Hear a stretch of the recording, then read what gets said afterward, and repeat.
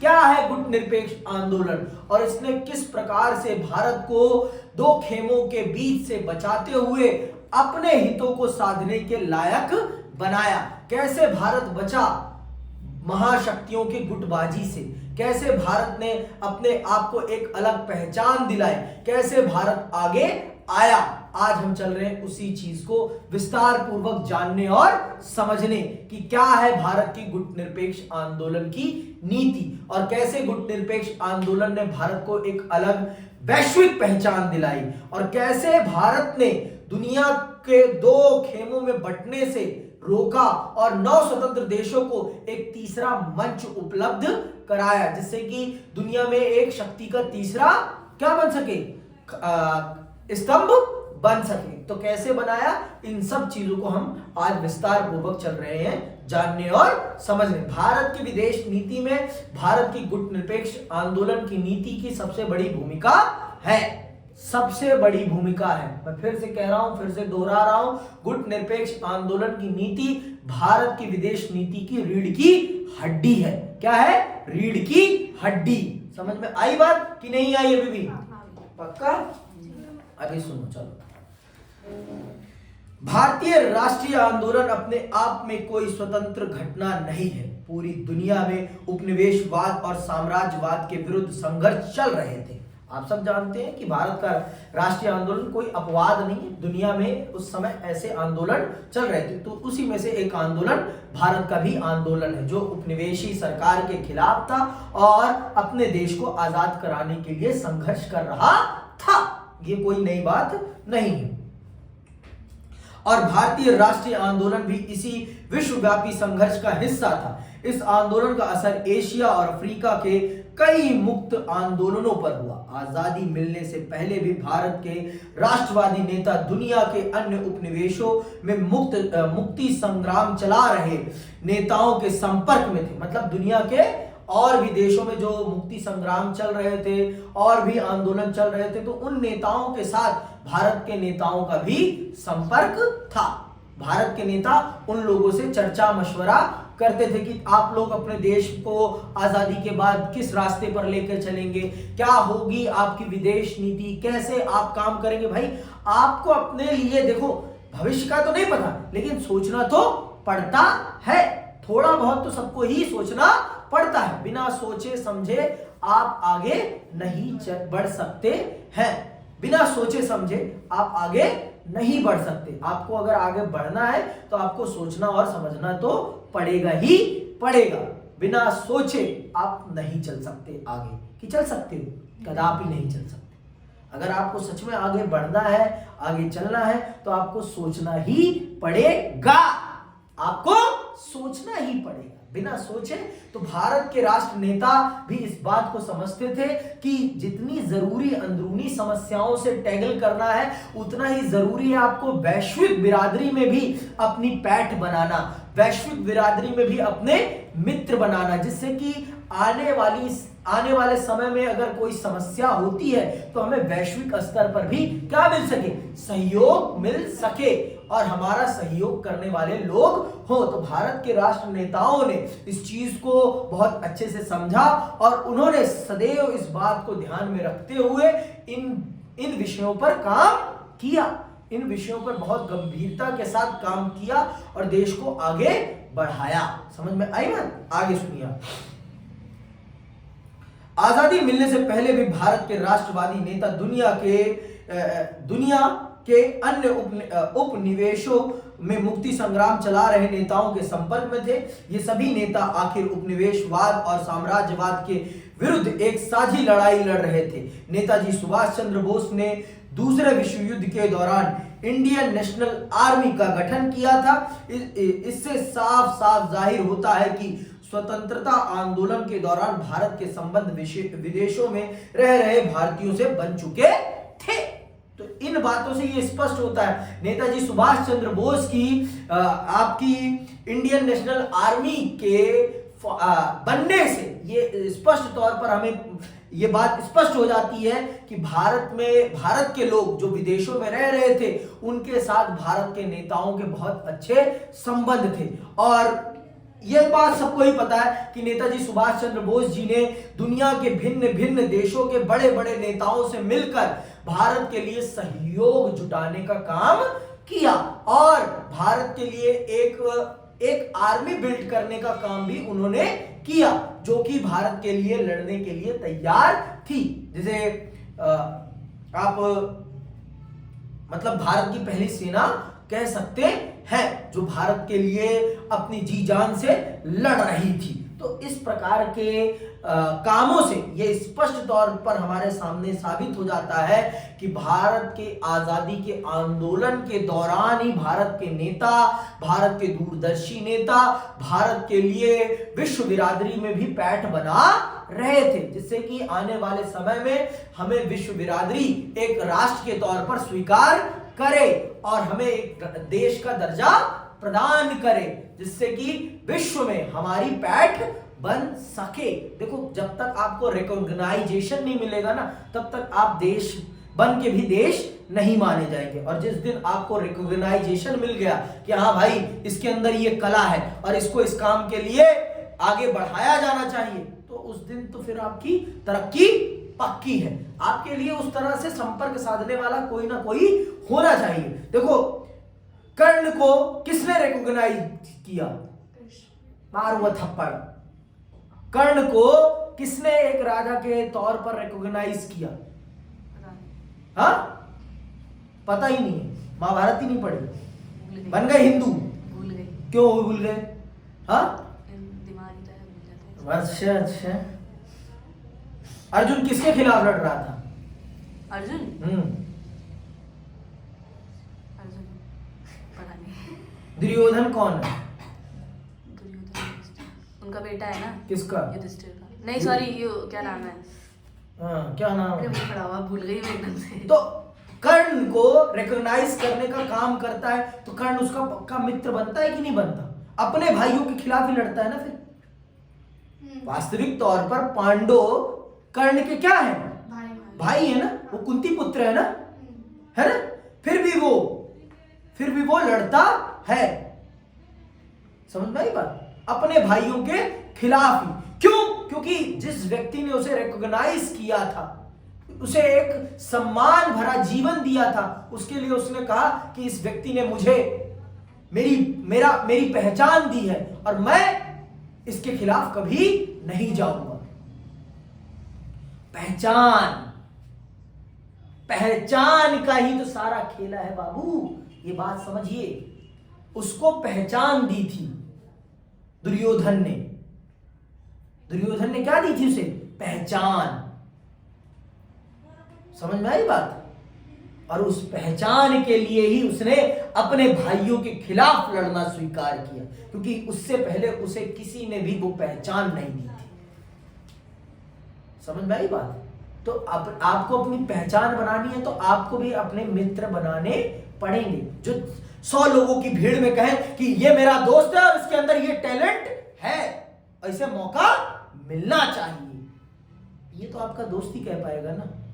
कोई सड़क चलता व्यक्ति तो नहीं कहेगा ना, नहीं इसके अंदर ये वंशिका के अंदर ये टैलेंट है और वंशिका को ये काम करने का मौका मिलना चाहिए। कौन कहेगा आपके लिए? आपके सहयोगी, सपोर्टर कहेंगे ना।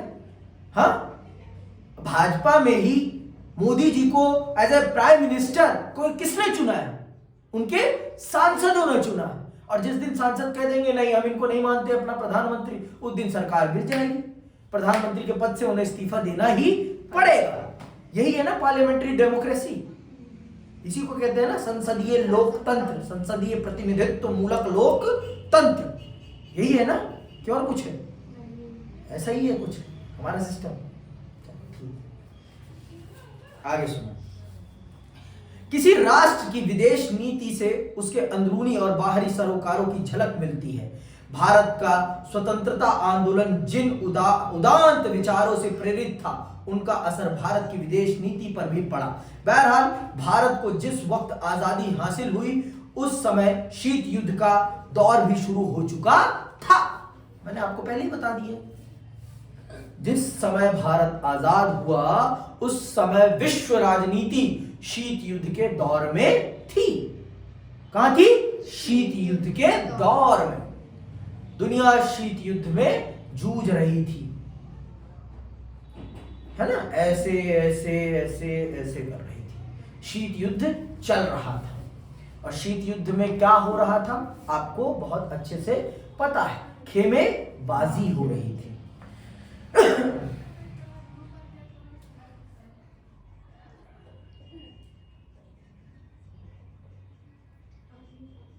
आप समकालीन विश्व राजनीति की किताब के पहले अध्याय में पढ़ चुके हैं कि शीत युद्ध के दौर में दुनिया के देश दो खेमों में बढ़ रहे थे। एक खेमे का अगुवा संयुक्त राज्य अमेरिका था और दूसरे का सोवियत संघ। दोनों खेमों के बीच विश्व स्तर पर आर्थिक, राजनीतिक और सैन्य टकराव जारी था। इसी दौर में संयुक्त राष्ट्र संघ भी अस्तित्व में आया, जिसकी कोई औकात नहीं है आज भी। जानते हो ना संयुक्त राष्ट्र संघ क्या है? अंतरराष्ट्रीय संगठन है। भूल जाते हो क्या कि थप्पड़ मार के याद दिलाना पड़ेगा? याद है भैया। अच्छा, संयुक्त राष्ट्र संगठन किसका उत्तराधिकारी है? अमेरिका। थप्पड़ नहीं। है। हाँ। किसको मिटाकर उसका निर्माण किया गया है? उससे पहले भी एक अंतरराष्ट्रीय संगठन था ना, लीग ऑफ नेशन। भूल गए? जब भूल जाओगे तो एक नंबर कहां से पाओगे बाबू? हाँ, लीग ऑफ नेशन को हटा के उसमें लीग ऑफ नेशन को बनाया ही इसीलिए गया था कि दूसरा विश्व युद्ध ना हो, लेकिन वो अपने उस काम को कर पाने में असफल रहता है। तो उसके बाद संयुक्त राष्ट्र संघ का निर्माण किया जाता है। कितने देश उसके निर्माण के समय उसके समर्थन में होते हैं? देश वेश का नहीं पता, कब बना था ये पता है। अरे वो तो सबको ही पता है, 1945। डेट बताओ। क्यों बताऊं मैं? ठीक है, 1945। तो याद रखना है एक बेसिक चीज। इसीलिए मैं किताब से नहीं पढ़ाता, किताब से इसलिए पढ़ाता हूं जिससे कि आपको पता रहे कि कहां क्या लिखा है। आता है ना पैरा भी पढ़ने के लिए, कि पैरा पढ़ के फिर उसके आंसर देने होते हैं, 5 नंबर का आता है ना।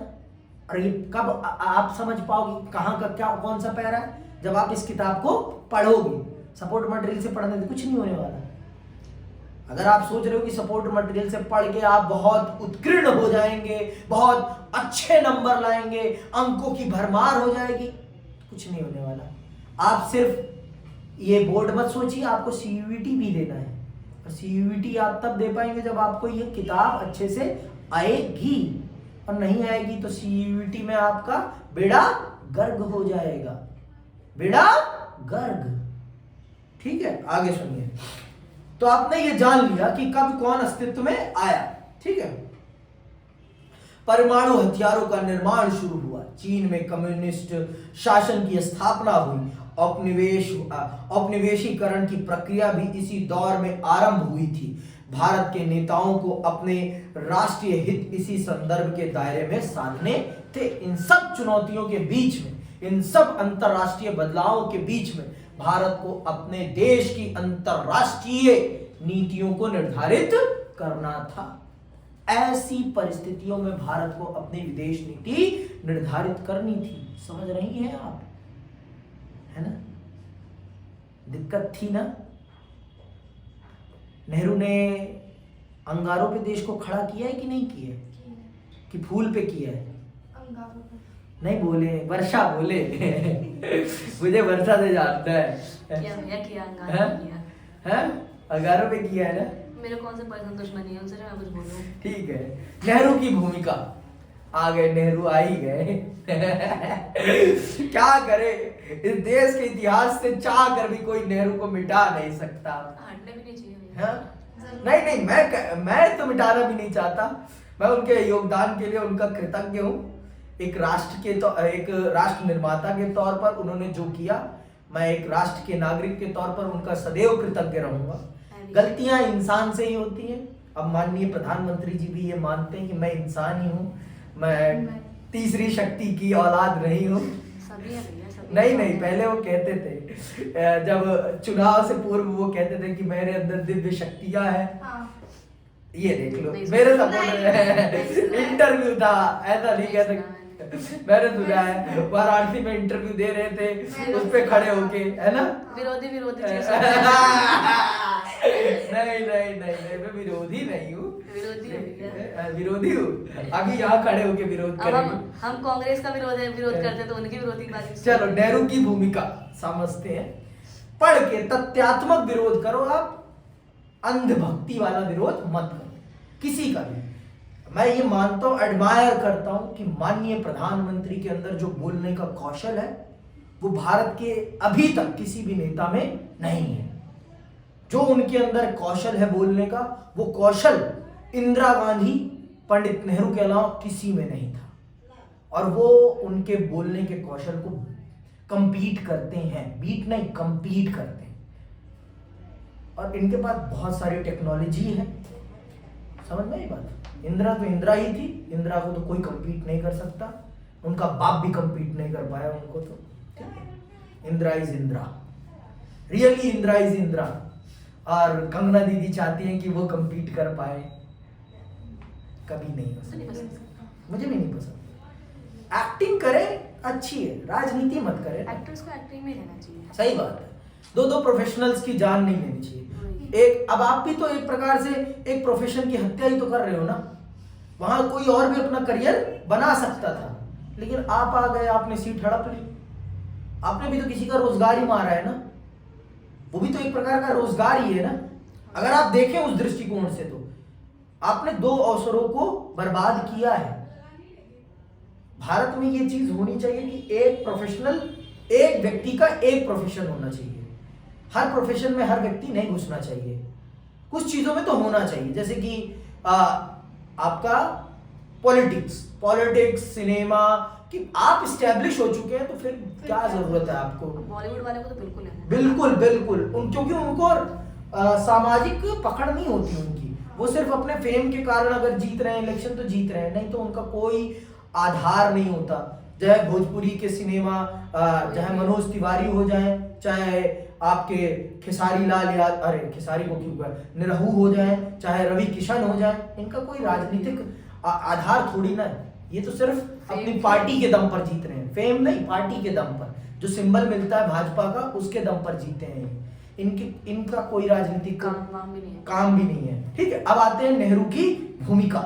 नेहरू ने किस प्रकार से भारत की विदेश नीति को निर्मित किया है और कैसे उन्होंने आगे बढ़ाया है, कैसे आगे बढ़ाया है, इस बात को हम चल रहे हैं जानने और समझने। भारत के पहले प्रधानमंत्री जवाहरलाल नेहरू ने राष्ट्रीय एजेंडा तय करने में निर्णायक भूमिका निभाई। भारत की राष्ट्रीय अंतरराष्ट्रीय नीतियों को निर्धारित करने में पंडित नेहरू की सबसे बड़ी भूमिका है। और यह प्रश्न आपके सामने आ भी सकता है कि भारत की विदेश नीति के निर्माण में पंडित जवाहरलाल नेहरू का क्या योगदान है, विस्तार पूर्वक समझाइए। तो आपको यह बताना है, ठीक है, आगे सुनिए। वे प्रधानमंत्री के साथ साथ विदेश मंत्री भी थे। लिख लो, भारत के पहले विदेश मंत्री कौन है? पंडित जवाहरलाल नेहरू। ठीक है, प्रधानमंत्री और विदेश मंत्री के रूप में 1946 से 1964 तक उन्होंने भारत की विदेश नीति की रचना और क्रियान्वयन पर गहरा प्रभाव डाला। नेहरू की विदेश नीति के 3 बड़े उद्देश्य थे। क्या थे 3 बड़े उद्देश्य? अंडरलाइन करो। कठिन संघर्ष से प्राप्त संप्रभुता को बचाए रखना। जो देश को आजादी मिली थी उस आजादी को किसी भी कीमत पर हाथ से नहीं जाने देना है, किसी भी कीमत पर अपनी संप्रभुता को बचाए रखना है। संप्रभुता का मतलब हम पर हमारा शासन। संप्रभु, हम अपने खुद मालिक हैं, हमारा मालिक कोई और नहीं है। इस चीज को बचाए रखना। इस चीज को कौन नहीं बचा पाया? इस चीज को पाकिस्तान नहीं बचा पाया। उसने अपना मालिक किसको बना दिया? अमेरिका को, और इसीलिए वो बर्बाद हो गया। वहां अमेरिका भी बना और पाकिस्तान की सेना भी बनी। देश पर सेना का कब्जा नहीं होना चाहिए, देश पर देश की जनता का नियंत्रण होना। कब्जा शब्द मैंने सेना के लिए यूज किया, नियंत्रण शब्द मैंने किसके लिए यूज किया? जनता। तो शब्दों का भी ध्यान रखना है कि किनके लिए किस प्रकार के शब्दों का प्रयोग किया जा रहा है। ये आपको याद रखना है, ये ध्यान रखना है। समझ में आई बात? बहुत अच्छे से समझना है। चीजों को धीरे धीरे समझना है और बेहतर तरीके से समझना है, और लिखने की प्रैक्टिस दिन प्रतिदिन करते रहिए। आंसर राइटिंग अगर आप नहीं करेंगी तो आपके कितने विषय हिंदी में हैं आपके? हिंदी अपने आप में हिंदी है, पॉलिटिकल साइंस आपकी हिंदी में, आपकी हिस्ट्री हिंदी में, आपकी ज्योग्राफी हिंदी में। कितने सब्जेक्ट हो गए? 4। तो चारों तो आपकी हिंदी में, और अगर आपकी हिंदी राइटिंग ही अच्छी नहीं होगी, आपकी शब्दकोश अच्छा नहीं होगा, तो आप कैसे कर पाओगे? आप कर कैसे पाओगे? आप कुछ नहीं कर पाओगे।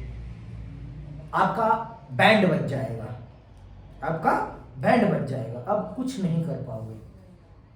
तो मैं आपसे यही दरख्वास्त करूंगा, निवेदन करूंगा, विनती करूंगा कि कृपया करके थोड़ा बहुत घर पर लिखा करें, पढ़ा करें, जाना करें, समझा करें, थोड़ा एक्स्ट्रा एफर्ट करें, क्योंकि पेपर आपका है, मेरा नहीं है। मेरे लिए आप कुछ नहीं कर रहे हैं, आप जो कर रहे हैं अपने लिए कर रहे हैं, व्यक्तिगत जीवन के लिए कर रहे हैं। और अगर आप अच्छा करेंगे तो आपका भविष्य निखरेगा, बनेगा। मेरा कुछ नहीं होने वाला, कुछ नहीं। सही बोला मैंने? तो क्षेत्रीय अखंडता को बनाए रखना और तेज रफ्तार से आर्थिक विकास करना, देश की एकता को बनाए रखना और तेज गति से आर्थिक विकास करना, क्योंकि जब तक आर्थिक विकास नहीं होगा तब तक देश की समस्याएं नहीं समाप्त की जा सकती हैं। नेहरू इन उद्देश्यों को गुटनिरपेक्षता की नीति अपनाकर हासिल करना चाहते थे। क्षेत्रीय अखंडता को बनाए रखना, 3 आपने पढ़ लिया। पहला क्या है? कठिन संघर्ष से प्राप्त संप्रभुता को बचाना।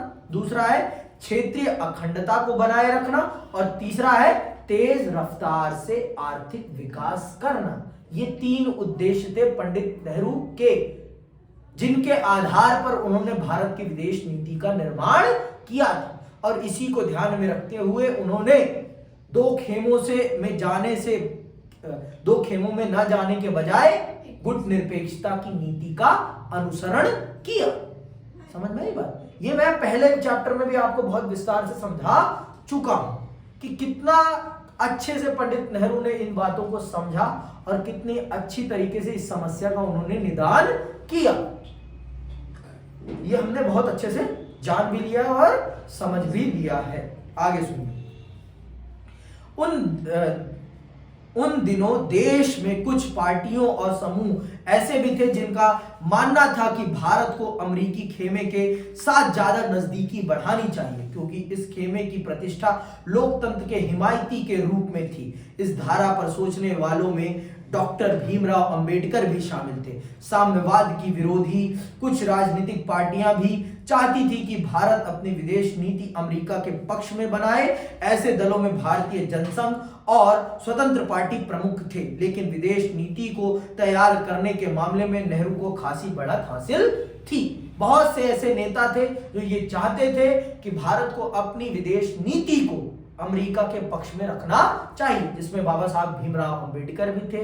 भारतीय जनता पार्टी, ये भारतीय जनसंघ जो है आज की भारतीय जनता पार्टी है, मतलब ये पहले भी पूंजीवाद को सपोर्ट करते थे, आज भी पूंजीवाद को सपोर्ट करते हैं। ठीक है, उसमें कोई दो राय नहीं है। और आपको भारत के विकास में आज के टाइम पे ये चीज दिख भी रही है कि भारत आर्थिक तौर पर प्रगति तो कर रहा है, लेकिन प्रति व्यक्ति आय के स्तर पर भारत प्रगति नहीं कर रहा। हर व्यक्ति की आय नहीं बढ़ रही, कुछ व्यक्तियों की आय बहुत कॉन्स्टेंटली बढ़ती चली जा रही है।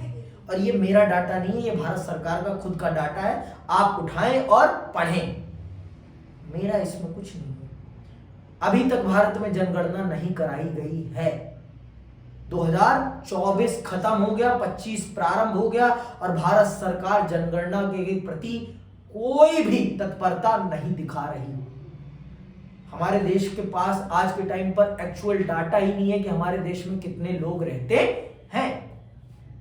We don't no.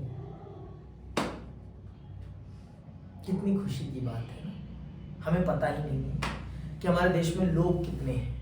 आगे सुनिए। दो खेमों से दूरी नेहरू की नीति का सबसे बड़ा केंद्र बिंदु। कि हम महाशक्तियों के खेमों में शामिल नहीं होंगे, ना हम अमेरिका की तरफ झुकेंगे और ना ही हम सोवियत संघ की तरफ झुकेंगे। हम रहेंगे बिन पैंदी का लोटा। भाई जरूरी भी था उस समय हमारे लिए। हमें अपने आर्थिक सरोकार पूरे करने, हमें कोई सिद्धांत के रास्ते पर नहीं चलना है। पहले अपना पेट भर लें। ये पेट जब तक खाली रहेगा ना, सिद्धांत नाम की पुड़िया किसी काम आने वाली नहीं है। सिद्धांत नाम की पुड़िया उस दिन से काम आना प्रारंभ होती है जब आपके पास ये भी हो, ये भी खुश हो और ये भी चंगा हो, तब आप सिद्धांत के रास्ते पर चल सकते हैं। और जब तक इसमें कुछ नहीं तो ये भी काम नहीं करेगा और यहां भी जान नहीं रहेगी। यहां भी जान तभी आएगी जब ये रहेगा। और आपको मैं पहले बता चुका हूं, विभाजन के कारण हमारे देश में कितना बड़ा आर्थिक और खाद्यान्न संकट हम झेल रहे थे। विभाजन ने हमारे देश को बर्बाद किया है, बहुत ज्यादा बर्बाद किया है। मुझे ये समझ में नहीं आता कि आप लोगों को आपके स्कूल में सही से पढ़ा क्यों नहीं रहे हैं, क्यों नहीं पढ़ाते सही ढंग से। मैं ये नहीं समझ पाता हूँ। वो सिलेबस के चक्कर में आपके ज्ञान के साथ क्यों खेलते हैं, मैं ये नहीं समझ पाता। आप लोग भी तो नहीं बोलते ना, ये भी तो दिक्कत है। ताली कभी एक हाथ से नहीं बजती। बोल के क्या होगा? हक है आपका, हक। भैंस के आगे बीन बजाओ। हाँ बजाओ, हक मांगना आपका अधिकार है। हक तो मांगना आपका अधिकार है। चलो कोई नहीं।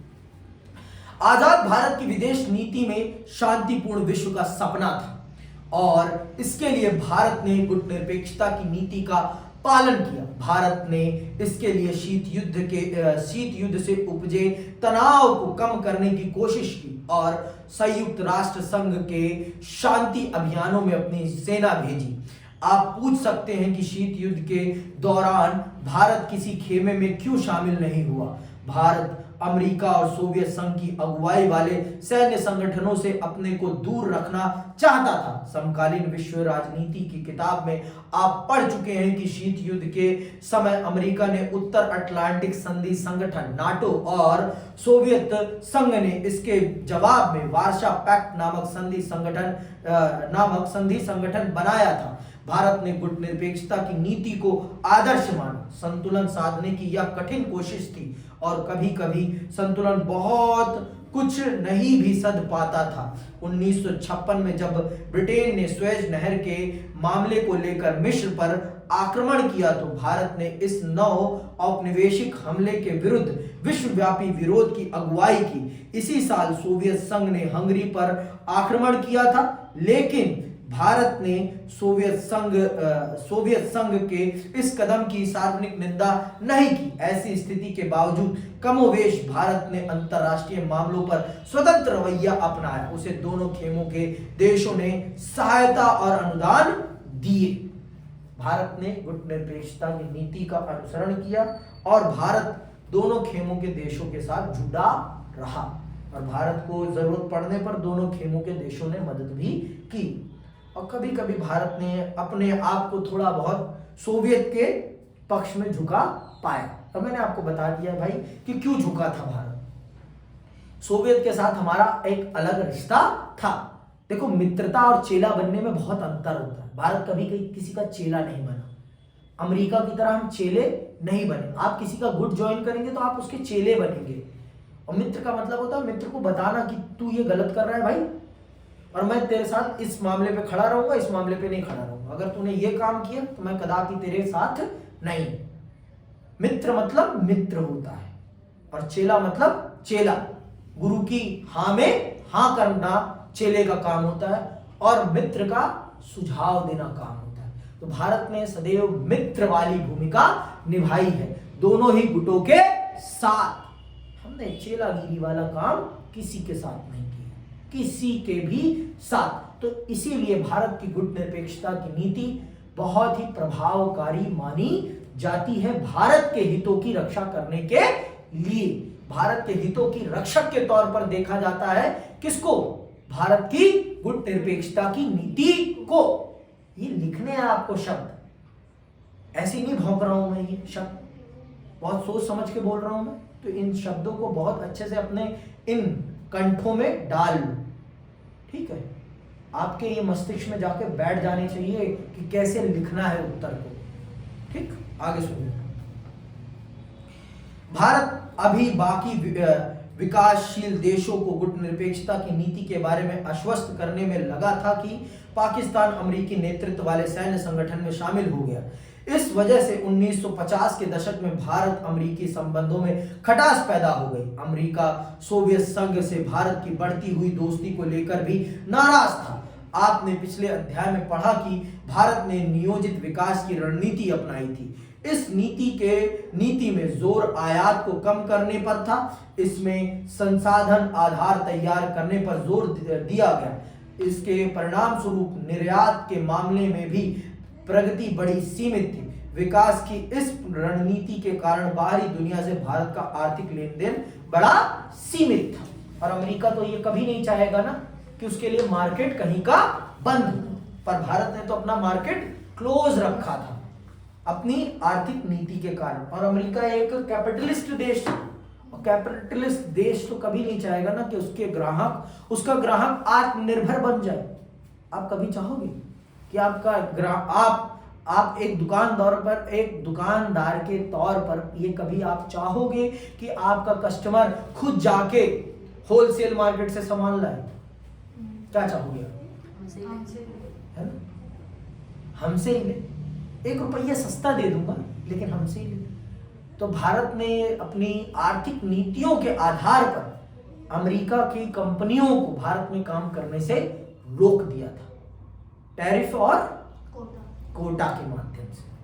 टैरिफ और कोटा के माध्यम से भारत में आयात निर्यात करना, बाहर से चीजों को मंगाना बहुत ज्यादा महंगा था। और भारत ने लाइसेंस के माध्यम से भारत में कंपनियों के खोलने पर बहुत ज्यादा प्रतिबंध, मैंने पिछले चैप्टर में आपको बताया कि भारत में बड़ी बड़ी हैवी कंपनीज को कौन कंट्रोल कर रहा था? गवर्नमेंट कंट्रोल कर रही थी, पब्लिक सेक्टर कंट्रोल कर रहा था। पब्लिक सेक्टर जब भी मैं कहूंगा तो इसका मतलब वो कंपनियां जिनका मालिकाना अधिकार किसके पास होता है? सरकार के पास। सरकार उनका मालिक होती है, ठीक है। उन चीजों की मालिक कौन होती है? भारत सरकार, ठीक। तो भारत सरकार उसका नियंत्रण और निर्देशन करती है। तो भारत में उस समय बड़े स्तर पर पब्लिक सेक्टर को प्रमोट किया जा रहा था, और प्राइवेट सेक्टर में भी भारत ने बाहर की कंपनियों के आने पर प्रतिबंध लगा दिया था। अगर बाहर की कंपनियां आएंगी भी तो भारत की कंपनी के साथ कोलैब करके आएंगी। बिना भारत की कंपनी के साथ कोलैब करे बाहर की कंपनियां भारत में काम नहीं कर सकती थी। मालिकाना अधिकार भारत की कंपनी के पास होगा, बाहर की कंपनी के पास नहीं होगा। बहुत सारी पॉलिसीज ऐसी थी जो भारत की फेवर में थी, और अमेरिका इन पॉलिसीज से कदापि खुश नहीं था। और 1950 में जैसे ही पाकिस्तान ने अमेरिकी खेमा ज्वाइन किया, वैसे ही भारत और अमेरिका के रिश्तों में खटास पैदा हो गई, क्योंकि भारत का दुश्मन है भाई कौन? पाकिस्तान। और आप उसे अपने गुट में शामिल कर रहे हो। उसे गुट में शामिल ही इसीलिए किया गया था क्योंकि भारत की दोस्ती सोवियत के साथ बहुत ज्यादा बढ़ रही थी। इसी चीज को टैगल करने के लिए दक्षिण एशिया में अमेरिका अपना चापलूस पैदा करना चाहता था, और उस चापलूस के तौर पर कौन उठ खड़ा हुआ? पाकिस्तान उठ खड़ा हुआ। समझ में आई बात कि अभी भी नहीं आई? भेजे में इतनी सी बात गई? पक्का? कोई दिक्कत? कोई शक? कोई शुबा? पक्का? चलो आगे बढ़े। अफ्रो एशिया एकता, ये नेहरू जी की सबसे बड़ी चीज थी कि हम सब एक जैसे हैं।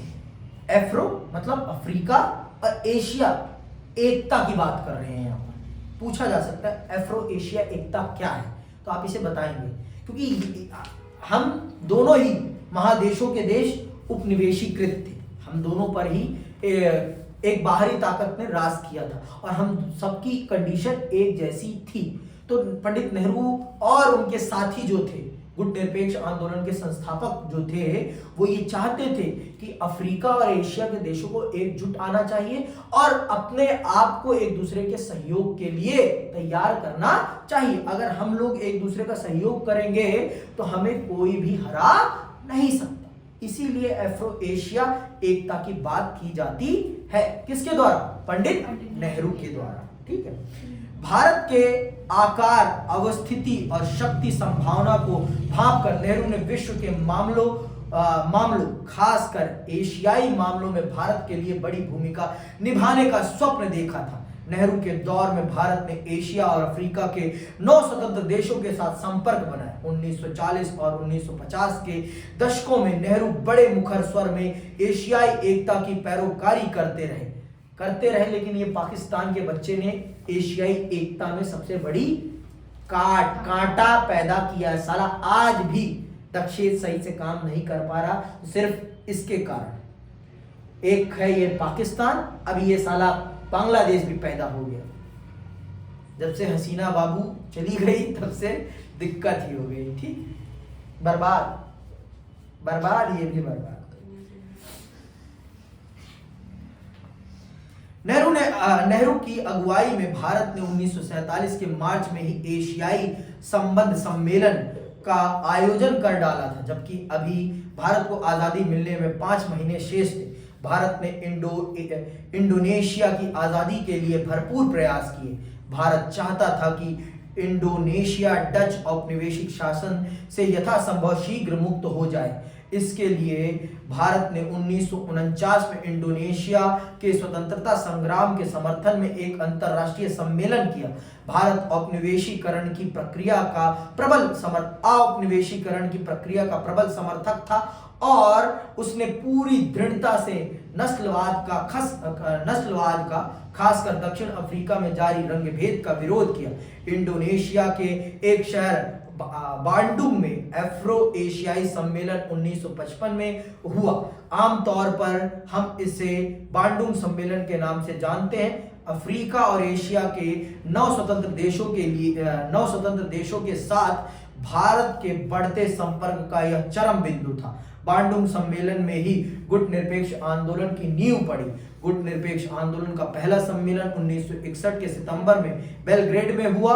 गुट निरपेक्ष आंदोलन की स्थापना में नेहरू की महती भूमिका रही थी और आपने इसे अध्याय 1 में समकालीन विश्व राजनीति की किताब में बहुत विस्तार से पढ़ा है। समझ में आई बात? तो आप ये जान लीजिए कि पंडित नेहरू का भारत की विदेश नीति को गढ़ने में, आगे बढ़ाने में और उसे आगे लेकर चलने में बहुत बड़ी भूमिका है और उन्होंने भारत को बहुत अच्छे से पथ प्रदर्शित करने में काम किया है। गलती इंसान से होती है और उनसे भी कुछ गलतियां हुई हैं। पहली गलती उनकी ये है कि उन्होंने चीन की नीतियों को सही से नहीं भांपा है और अगली क्लास में हम चीन के बारे में ही विस्तार पूर्वक समझेंगे कि किस प्रकार से चीन ने हमारी पीठ में छुरा भोंका। आज के लिए बस इतना ही। मैं आप सबसे विदा लेता हूं। जय हिंद, जय भारत।